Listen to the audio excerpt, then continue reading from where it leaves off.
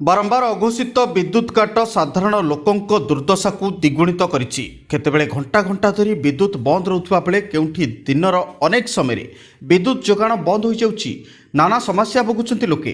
गंजाम जिला छत्रपुर रे अघोषित विद्युत काट जोगु साधारण लोकों जनजीवन अस्तव्यस्त होई पड़ुछि। पूर्व सूचना बिना बारंबार विद्युत काट जोगु घरोई काम सबू ठप होउछि। विशेषकर राति समय विद्युत काट जोगु छोट पिला वृद्ध असुस्थ व्यक्ति माने अधिक समस्या भोगुछन्ति।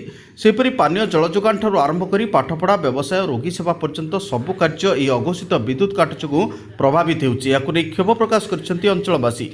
केवल घरोई जीवन नुहे छोट दोकानी व्यवसायी क्षुद्र उद्योगी माने मध्य एहार प्रभाव भोगुछन्ति। विद्युत नथिबारु इलेक्ट्रोनिक उपकरण बंद रहुछि, व्यवसाय क्षति होउछि। अन्यपटे छात्र छात्री पाठपढ़ा व्याहत होउथिबा बेले ऑनलाइन कार्य करुथिबा लोक माने मध्य बहु समस्यार सम्मुखीन होउछन्ति। मो ना देवाशीष मिश्र, मु छत्रपुर पौरसदर 10 नंबर वार्ड रो काउंसिलर। देखंतु ए बारंबार में विद्युत कट जोगु जनसंतुष्ट होउछन्ति, जो फल पिलाणकर पाठपढ़ा रे भी असुविधा होउछि। मेडिकल रे रोगी माने भी हीनस्था होउछन्ति। आउ जो माने सीनियर सिटीजन माने रहउछन्ति सेमानकर भी ए जो गरम रे सेमानकर भी देह टिके बहुत खराब रोची। से विद्युत विभाग बारंबार कट न करी टिके आ परे ध्यान देकरी कम ये कले लोक मैंने टिके उपकृत होता। तालिया राउल छत्रपुर कांग्रेस सभापति।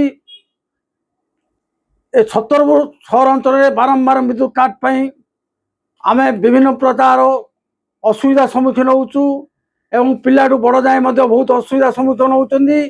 कारण छत्रपुर जो प्रकार गरम होची रोगी डाक्तरखाना रोगी माने बहुत असुविधा सम्मुखीन होती एवं अनेक असुविधा सम्मुखीन लोक मैंने होती।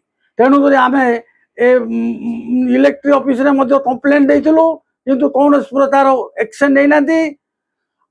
जदि कौन प्रकार एक्शन न नेबे कांग्रेस पार्टी थ्रू आम ऑफिस आगे धारणा देवु, दरकार पड़े राजरास्तार आंदोलन आरंभ करूँ। गंजाम छत्रपुर प्रशांत कुमार महाराणा रिपोर्ट, तेज ओडिशा।